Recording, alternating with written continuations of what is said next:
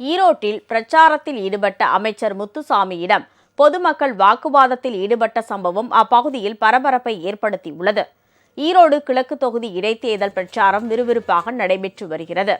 திமுக வேட்பாளர் சந்திரகுமாரை ஆதரித்து அமைச்சர் முத்துசாமி, முன்னாள் அமைச்சர் தோப்பு வெங்கடாச்சலம் ஆகியோர் அன்னை சத்யா நகர் பகுதியில் வாக்கு சேகரிப்பில் ஈடுபட்டனர்.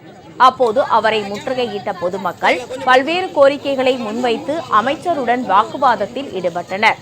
பின்னர் செய்தியாளர்களை சந்தித்த அமைச்சர் முத்துசாமி, மகளிர் உரிமை தொகை விடுபட்டவர்களுக்கு கிடைக்க வழிவகை செய்யப்படும் என உறுதியளித்தார்.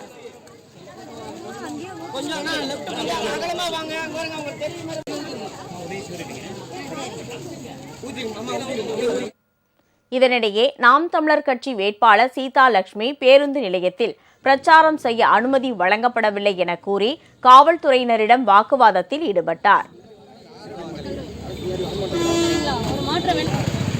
இந்த பெரியார் மண் நீங்க சொல்லக்கூடிய, நாங்க ஈரோட்டு மண் சொல்லக்கூடிய இதுல ஒரு பெண் உங்கள் ஒட்டு மொத்த திராவிடத்தை எதிர்த்து நிக்கிற அண்ணன் சீமான் அவர்கள் நாம் தமிழர் கட்சி சார்பாக நிறுத்தியிருக்கார்.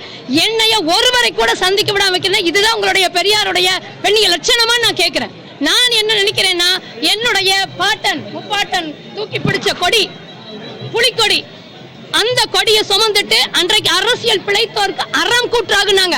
இன்றைக்கு அந்த அறமாகவே நாங்கள் நின்று இந்த திமுகவை அழிப்போம். இதுதான் திமுக தலைமை ஸ்டாலின் அவர்களுக்கு நான் வைக்கிற எச்சரிக்கையா இருக்க. வழக்க போடு, எவ்வளவு வழக்க வேணாலும் போடு, சந்திக்க தயாரா இருக்கிற. இன்னொன்றை சொல்லிக்கிறேன், பகைவனை கூட காட்டி கொடுக்க கூடாது, எதிரியை கூட காட்டி கொடுக்க கூடாது.